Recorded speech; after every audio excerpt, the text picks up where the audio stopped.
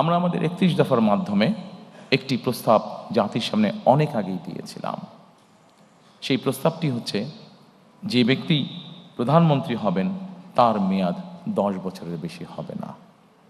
পরবর্তীতে সরকার কর্তৃক গঠিত যে রিফর্ম কমিশন, সেখানে অন্য অনেক দল আলোচনা করেছে, বাট এই কথাটি সর্বপ্রথম বিএনপি করেছিল। এটা ডকুমেন্টেড, কাজেই এটির ক্রেডিটও আমরা অবশ্যই গ্রহণ করতে চাই। এবং আমরা ইনশাল্লাহ সরকার গঠনে সক্ষম হলে আমরা অবশ্যই দেশের আইনের মধ্যে এই বিষয়টি প্রবর্তন করব যে একজন ব্যক্তি ম্যাক্সিমাম 10 বছর তা প্রধানমন্ত্রী হিসেবে তার কার্যকাল থাকবে। সম্মানিত উপস্থিতিবৃন্দ, সাংবিধানিক যে সংস্কার, অনেক কিছু আছে, আমাদের অনেক কিছু হয়তো করা প্রয়োজন আছে।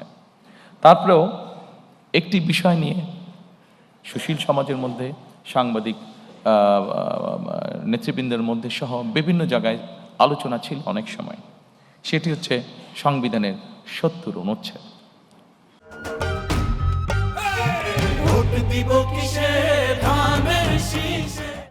এটি নিয়ে অনেক তর্ক বিতর্ক, ডিবেট, অনেক কিছু ছিল। 31 দফা যেদিন আমরা উপস্থাপন করি 22শে জুলাই, আমরা সেই 31 দফার মধ্যে বলেছিলাম যে অবশ্যই আমরা এই 70 অনুচ্ছেদ বিষয়টিকে আমরা ধীরে ধীরে পর্যায়ক্রমিকভাবে আমরা একটি অবস্থানে নিয়ে আসতে চাই। দু একটি বিষয় ছাড়া এইটি সম্পূর্ণভাবে ধীরে ধীরে আমরা ওপেন করে দিতে চাই। সম্মানিত উপস্থিতিবৃন্দ, আমরা সকল সময় মনে করি, বাংলাদেশ জাতীয়তাবাদী দল মনে করে, আমরা আমাদের 31 দফার মাধ্যমে সেটি উপস্থাপন করেছি। আমরা বিভিন্ন সময় আমাদের বিভিন্ন বক্তব্য সেটা উপস্থাপন করেছি। আমরা মনে করি, আমরা যারা প্রতিদিনকার রাজনীতি করি, এই যে সংসদে 300 আসন, এই 300 আসনে যারা সদস্য নির্বাচিত হবেন, তারা প্রতিদিনকার রাজনীতি করছেন। কিন্তু এই প্রতিদিনকার রাজনীতির বাইরেও সমাজে অনেক মানুষ আছেন, চিকিৎসক হতে পারেন, লয়ার হতে পারেন, সাংবাদিক হতে পারেন, সিভিল সোসাইটির বিভিন্ন পর্যায়ের মেম্বার হতে পারেন, যাদেরও দেশের সম্পর্কে বা দেশ গঠন সম্পর্কে তাদের মূল্যবান মতামত বা উপদেশ অবশ্যই থাকতে পারে। কন্ট্রিবিউট করার মতন তাদেরও, দেশ গঠনে কন্ট্রিবিউট করার মতন তাদেরও অবস্থান অবশ্যই থাকতে পারে। আমরা সেই জন্যই চেয়েছি যে এই মানুষগুলোর মধ্যে থেকেও যারা চান, তাদেরকে আমরা দেশ পুনর্গঠন বা রাষ্ট্র পুনর্গঠন প্রসেসের মধ্যে ইনভলভ করার জন্য।